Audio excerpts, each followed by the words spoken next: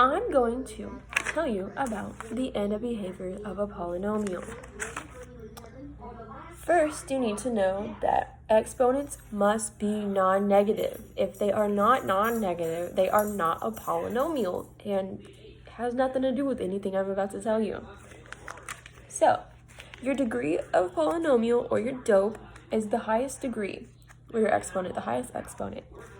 Leading coefficient is on the term with the highest exponent, or degree, because degree of polynomials is a better term. Your degree of polynomial, your DOPE, if you subtract that by 1, it gives you the number of expected terms, and whenever your DOPE is odd, it's opposite end of behavior. When it's even, it's the same end of behavior. If your LC is greater than 0, it's positive and it rises on the right. If your LC is 0, it's negative and it falls on the right. Your domain for that, no matter what, it's always going to be negative infinity to infinity. Keep that in mind. So if we have the example of negative 5x to the power of 4 plus 7x to the power of 3 minus 2x to the power of 2, your LC is then negative 5, which means that negative 5 is negative, so it's going to fall on the right. When your DOPE is 4, for this example, since our highest exponent is 4, it is even, it is the same. So it falls to the left. Since the leading coefficient is negative and it's falling on the right, it's going to have the same end of behavior. So when your DOPE equals 4 and you want to find the number of turns, you're going to subtract it by 1, which is going to give you 3. And that is going to give you the expected turns. And also, the degree of the polynomial, since it's 4, that also, the degree of polynomial tells you how many roots you're going to have. So, then once you have all that information figured out, you're able to draw it. And I really wish I had one of those like Disney sticks where like what I'm about to draw in the air is going to, stay there, but it's not. So you're going to start with your LC, you start wherever, but your LC, and it's falling to the right, so it's going down this way for sure. It's going down this way, and then your DOPE is even, it's the same, so it's going to fall the same way. So they're both going down like this, down.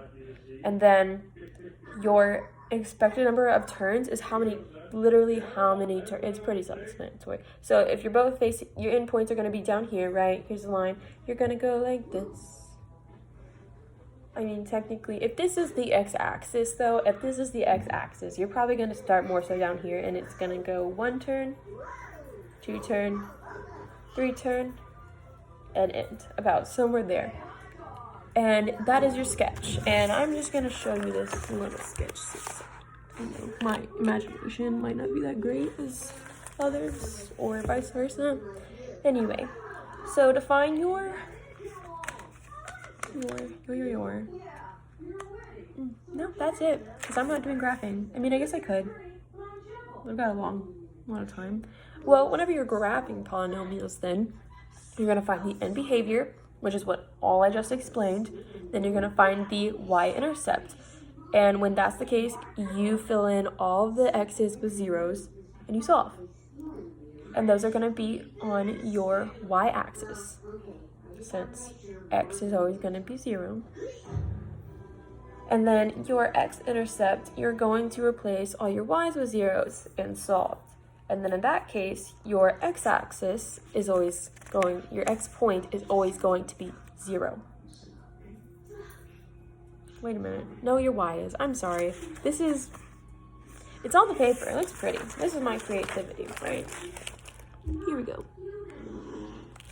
Makes sense. Just some examples. And then 4, you need to know about your multiplicity. Number of times a root applies, and that's going to determine if you have a multiple of the same point. If it's even, it's going, and it happens, if it happens twice, it's even. And if it hits that point, it's not going to go through it. It's just going to hit it and turn around. Ding. And if it's odd, which is one of them, it's gonna go through it all the way. And then 5, you graph, and you find all your points, and you plot them down, and then you're able to figure out your sketch. I mean, you're able to figure out the rest of the graph just by your sketch, and you're able to graph it.